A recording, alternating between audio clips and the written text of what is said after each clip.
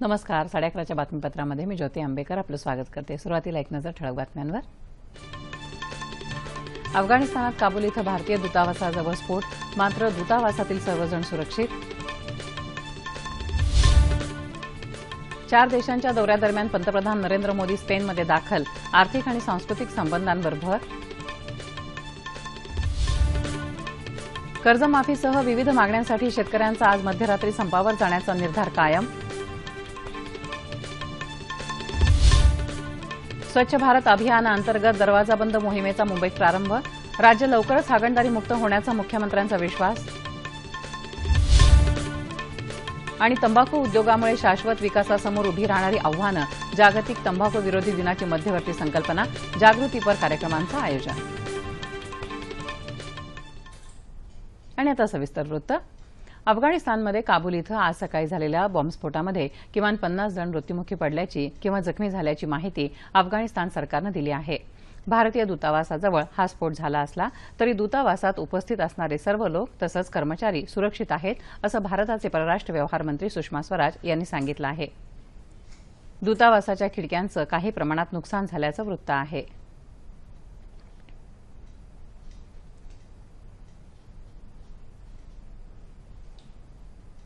आंतरराष्ट्रीय संबंध वृद्धिंगत करण्याच्या उद्देशानं आखलेल्या 4 देशांच्या दौऱ्याच्या दुसऱ्या टप्प्यात पंतप्रधान नरेंद्र मोदी काल मध्यरात्री स्पेनची राजधानी माद्रिद इथं पोहोचले.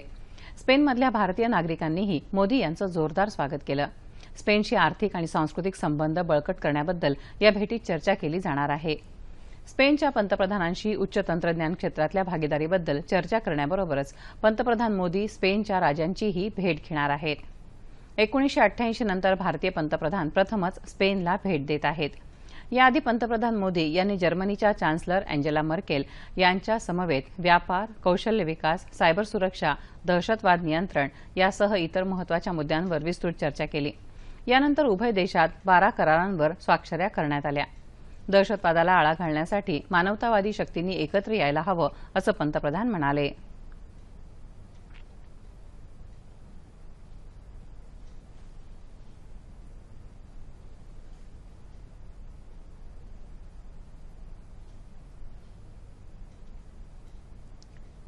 पंतप्रधान नरेंद्र मोदी यांच्या नेतृत्वाखाली भाजपा सरकारनं नुकतीच 3 वर्ष पूर्ण केली. देशाच्या विकासासाठी सरकारनं अनेक महत्वाकांक्षी योजना आखल्या. यातील एक स्मार्ट सिटी मिशन, शहरांच्या शाश्वत विकासासाठी स्मार्ट सिटी योजना नक्कीच उल्लेखनीय ठरेल. पाहूया त्याबाबतचा हा वृत्तांत.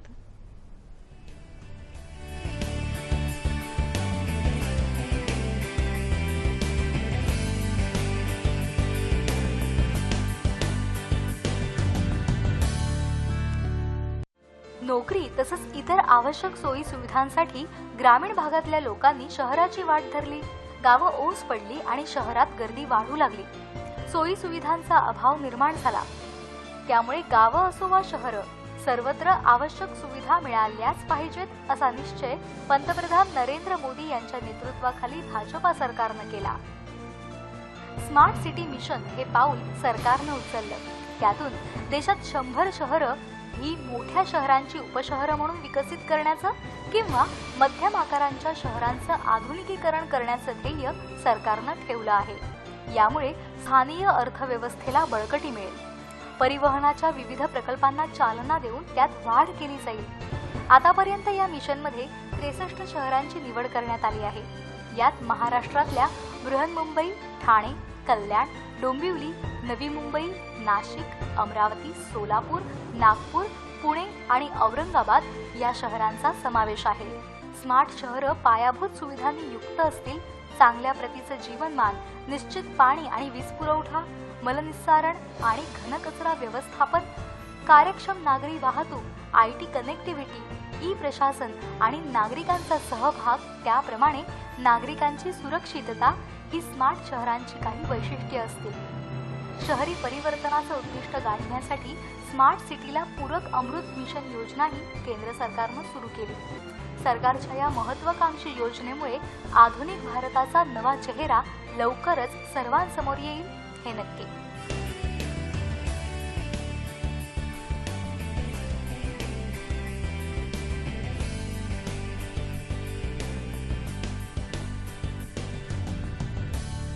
राज्यातल्या सर्व व्यवस्थापनांच्या अनुदानासाठी पात्र ठरलेल्या आणि पात्र घोषित झालेल्या शाळांमधल्या शिक्षकांची भरती आता ॲप्टिट्यूड अर्थात अभियोग्यता आणि बुद्धिमत्ता चाचणी परीक्षेच्या गुणांच्या आधारावर करण्याचा निर्णय राज्य मंत्रिमंडळाच्या बैठकीत घेण्यात आला। यामुळे खासगी आणि शासकीय अनुदानित शाळांमधल्या भरती प्रकरणी होणाऱ्या गैरप्रकारांना आळा बसेल आणि केवळ गुणवत्तेच्या आधारावर शिक्षक भरती होईल असा विश्वास शिक्षण मंत्री विनोद तावडे यांनी व्यक्त केला। या निर्णयाचा फायदा विद्यार्थ्यांच्या गुणवत्ता वाढीसाठी होऊ शकेल। स्वयं अर्थसहाय्यित आणि खासगी विनाअनुदानित शाळांना हा निर्णय लागू राहणार नाही। ही परीक्षा ऑनलाईन पद्धतीने घेण्यात येईल असंही तावडे यांनी स्पष्ट केलं।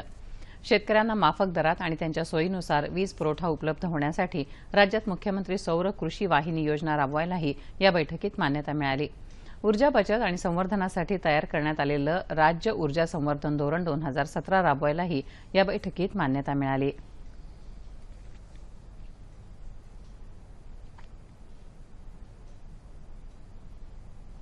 कर्जमाफीसह विविध मागण्यांसाठी शेतकऱ्यांनी आज मध्यरात्रीपासून संपावर जाण्याचा निर्णय घेतला आहे।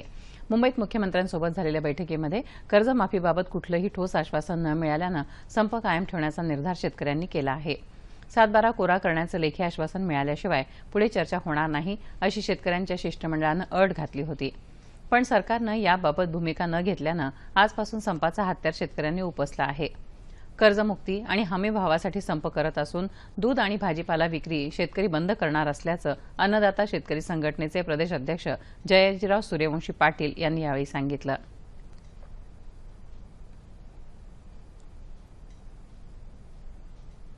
शेतकऱ्याच्या जर आत्महत्या थांबायची असेल तर पहिली शेतकऱ्याची कर्जमुक्ती झाली पाहिजे या भूमिकेवर आम्ही ठाम असल्यामुळे मुख्यमंत्र्यांच्यावर आमची चर्चा झाली ती फिसकटली आहे आणि आम्ही 31 मेच्या रात्रीपासून संपावर जात आहोत। दूध आणि भाजीपाला संपूर्णपणे आम्ही राज्यामध्ये येऊ देणार नाही एवढी आमची भूमिका आहे। दरम्यान शेतकऱ्यांच्या शिष्टमंडळाशी सकारात्मक चर्चा झाल्याचं सरकारच्या वतीनं सांगण्यात आलं।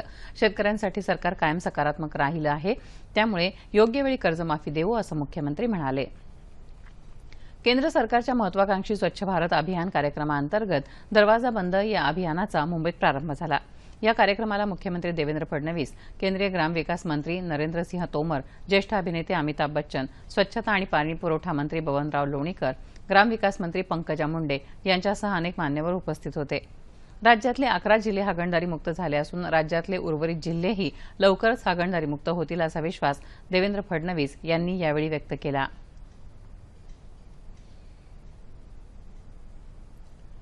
स्वच्छ भारत अभियान देशभरामध्ये प्रयत्नपूर्वक राबवलं जात आहे।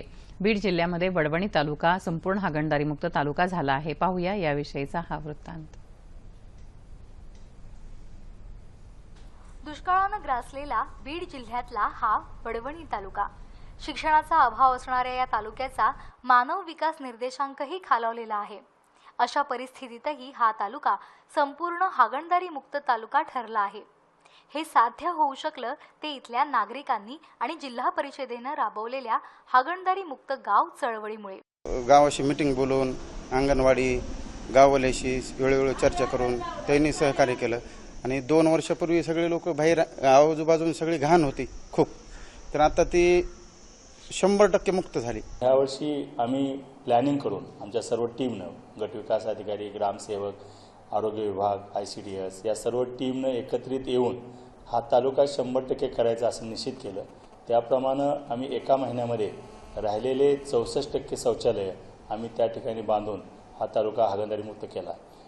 यामध्ये आम्ही गुड मॉर्निंग पथकं इफेक्टिव्हली राबवली। ग्रामसेवक आणि जे गाव पातळीवरचे कर्मचारी आहेत त्या ठिकाणी थांबून ODF टीम्स तयार केल्या। प्रत्येक घराला भेटी देणं, त्यांची कामं चालू करणं आणि कामं पूर्ण करणं अशा पद्धतीने केलं।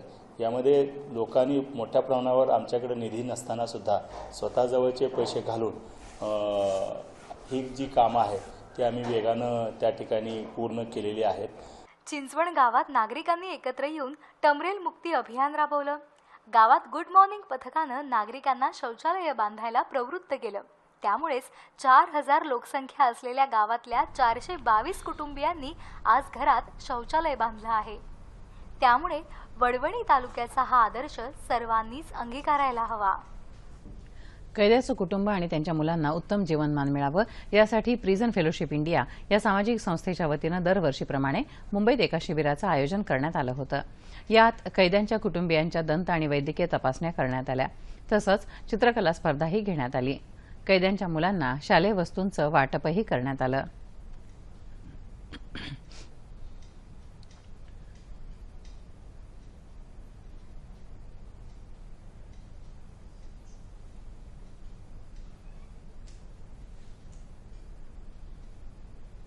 आज 31 मे जागतिक तंबाखू विरोधी दिवस.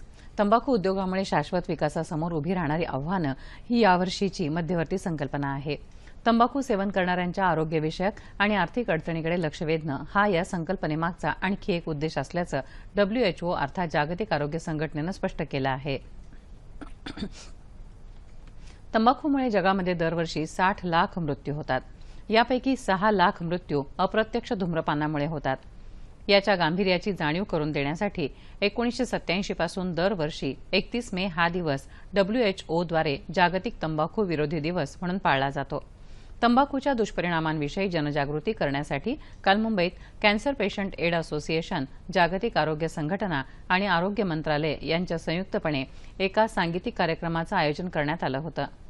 गायक सलीम आणि सुलेमान मर्चंट यांनी यावेळी आपली कला सादर केली. यावेळी राज्याचे माजी पोलीस महासंचालक डॉक्टर PS पसरीचा, अभिनेते विवेक ओबेरॉय, अभिनेत्री ईशा गुप्ता उपस्थित होते.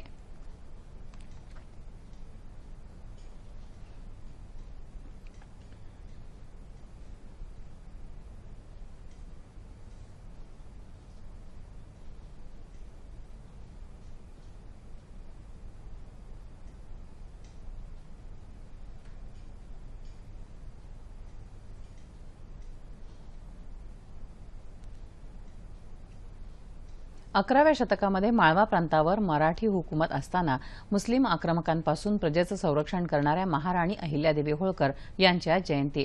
लढायांमध्ये सैन्याचं स्वतः नेतृत्व करणाऱ्या अहिल्याबाईंनी झुंजारपणे राज्याचं रक्षण केलं.